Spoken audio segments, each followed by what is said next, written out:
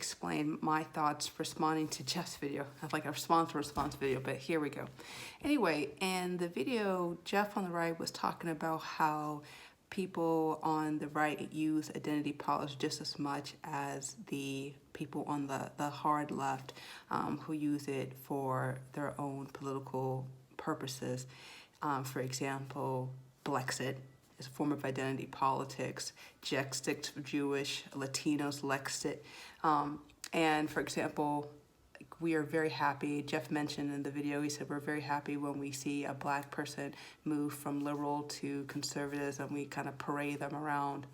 And so it's foolish, it's completely foolish to say that people on the right, conservatives, libertarians, even some folks on the independents, they don't use identity purposes for their own political purposes. So this video is not so much about, well, the left uses it, but the right doesn't, because that's all garbage. And this video is not about saying that we all should be colorblind and ignore the inherent differences, like based on our gender, race, sexual orientation, trans rights, all that other stuff. Like, I'm not getting into all this.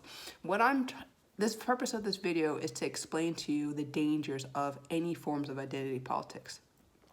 What people understand is the first rule of being a human being is self-preservation. And the way you do that is through putting yourself in an opportunistic position. Some people, once they see some form of group politics going on, they'll either position themselves as the cheerleader, the money maker, the victim flagging card, and it's really all a warped way of self-glorification. And I think the reason why I don't really know why the right doesn't harness it, primarily because I think they just want to oppose anything that the left is doing, and the left is very hard on using identity politics. I think and the right says, well, we don't want to do that because we want to be some form of collective nationalist identity. We're all Americans, and we want to be united as for what we have in common versus in comparison to what we don't have in common. And that's just foolishness. Like, for example, in inner city black communities, they face completely different challenges that a white suburban in Dallas, Texas. Just throwing some cities example.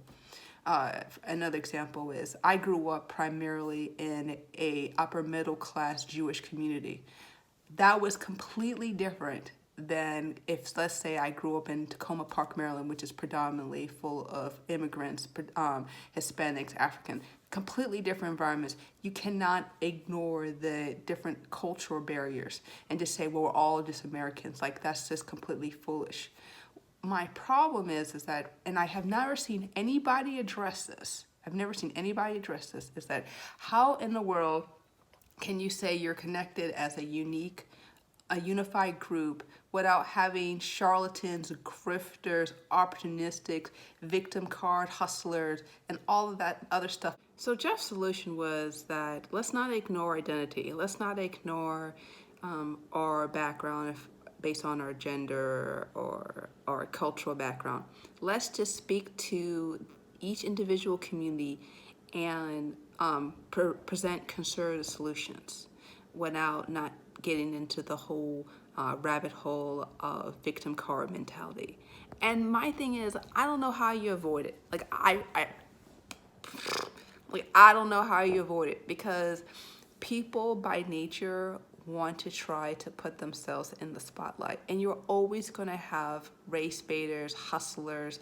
You're always going to have somebody who's going to try to milk the problem or sometimes create new problems in order to put themselves in a financially or a more popular light. And there's just no way to avoid that. Y'all like to laugh and talk about, oh, well, we don't want to get into the Al Sharptons, or the Sean Kings or some of these other people who are basically making a career out of making other people feel enraged and angry. And I don't really have a solution for you. And so this whole video is not so much to say, well, don't use identity politics. Not saying that at all. This video is not to say, well, let's all be colorblind. Not saying that either. What I'm saying is that if you're going to use identity politics, you have to address the human component of it. And there's a lot of pride, a lot of envy, a lot of jealousy.